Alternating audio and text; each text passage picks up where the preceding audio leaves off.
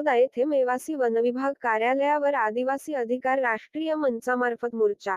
तळोदा तालुक्यातील चिनोदा व काजीपूर येथील बिबट्यांच्या हल्ल्यात मृत्युमुखी पडलेल्या कार्तिक पाडवी, एक महिला व बालक यांच्या परिवारास लवकरात लवकर आर्थिक मदत मिळावी व तालुक्यात मुक्त संचार करणाऱ्या 25हून अधिक बिबट्यांना जेरबंद करून कायमचे अभयारण्यात पाठवावे अशी मागणी घेऊन मोर्चा आयोजित करण्यात आला होता.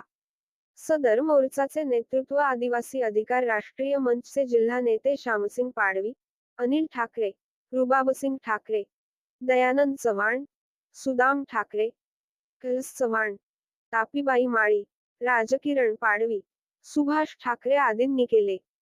मयताच्या कुटुंबास 50 लाख रु मिळावे. बिबट्यांना जेरबंद करून कायमचे अभयारण्यात पाठवावे. जास्तीत जास्त पिंजरे लावण्यात यावे.